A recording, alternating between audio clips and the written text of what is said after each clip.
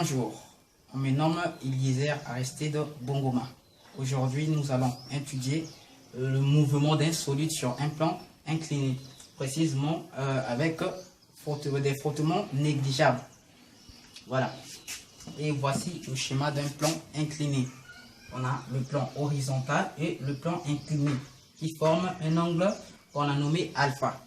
Ensuite, nous avons le solide qui est là avec l'axe des abscisses qu'on va nommer X et X.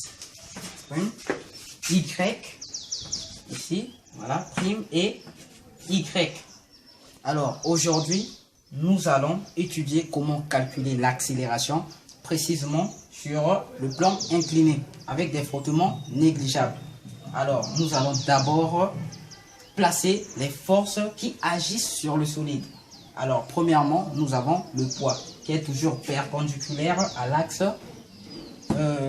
horizontal. Alors nous allons représenter le poids.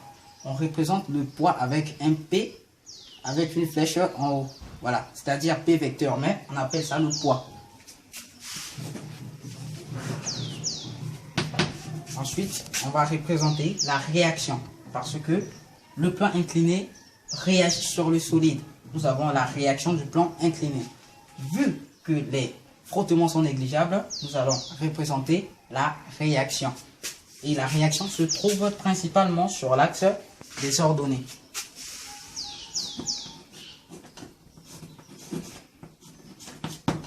Ok. Nous allons représenter les projections du poids. Parce que le poids ne se trouve ni sur l'axe des abscisses, ni sur l'axe des ordonnées. On va représenter le poids sur l'axe des abscisses ici, qu'on va nommer Px. Parce qu'on se trouve sur l'axe X' et X. Alors, on va également représenter le poids sur l'axe des ordonnées, l'axe Y', Y. Voilà. Alors, nous pouvons passer à ce moment à l'étude dynamique.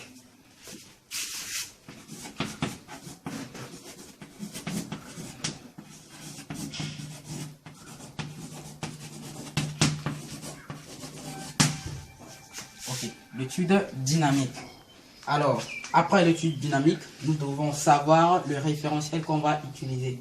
Alors, pour le plan incliné, dans notre cas, on va étudier le référentiel terrestre supposé galiléen, dont on peut abréger RTSG.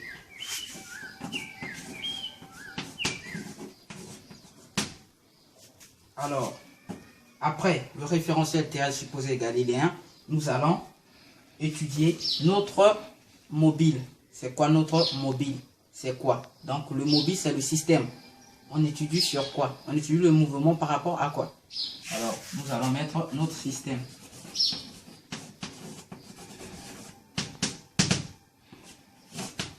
Alors, le système ici, c'est ce solide-là. Et ce solide a une masse.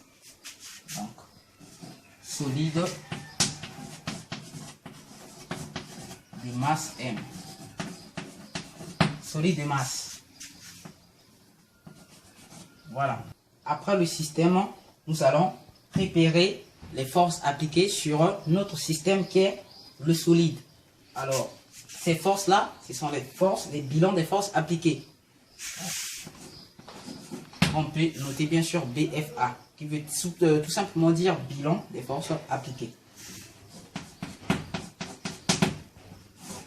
Alors, on va voir sur notre système qui est le solide de masse, quelles sont les forces appliquées sur ce solide. Alors, nous avons le poids et la réaction. Alors, nous allons représenter le poids et la réaction.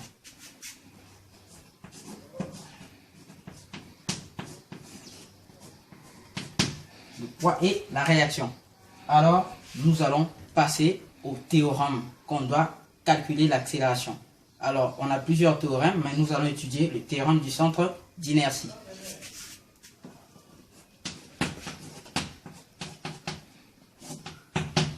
TCI veut tout simplement dire théorème du centre d'inertie. Alors, qu'est-ce que ce théorème nous dit? On a la somme des forces extérieures qui est égale à la masse fois le vecteur accélération.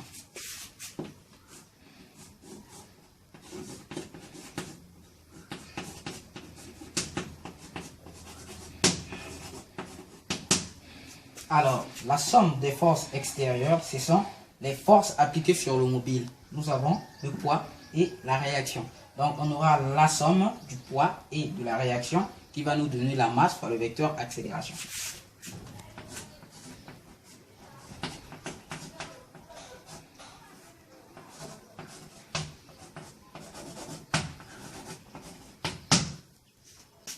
Alors, on ne va pas s'arrêter ici. On va étudier le mouvement de notre système sur l'axe X', parce que c'est l'axe où s'effectue le mouvement. Donc, nous allons projeter le poids et la réaction sur l'axe X'.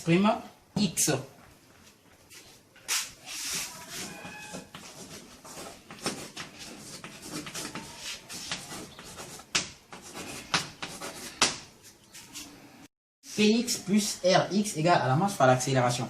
Alors, comment on va faire pour trouver le Px? On va considérer ces triangles-là. Alors, vu que le côté Px est opposé à l'angle, alors on aura P sinus alpha. Donc, Px est égal à P sinus alpha. Tout en sachant que le poids est égal à masse fois le G. C'est le champ de pesanteur. Donc, masse fois G sinus alpha. Alors, le Rx, on voit ici, la projection de la réaction sur l'axe des abscisses n'existe pas. Alors, la réaction est égale à 0 sur l'axe X'. Donc, Rx est égal à 0. Alors, on va continuer. Donc, nous aurons la masse fois le G sinus alpha qui est égal à la masse fois l'accélération. Alors, comme la masse se répète ici, nous allons supprimer les masses. Alors, l'accélération reste seule. Donc, on va considérer l'accélération qui est égale à G sinus alpha. Voilà, on remplace les données puis on calcule. Voilà l'accélération sur le plan incliné sans frottement.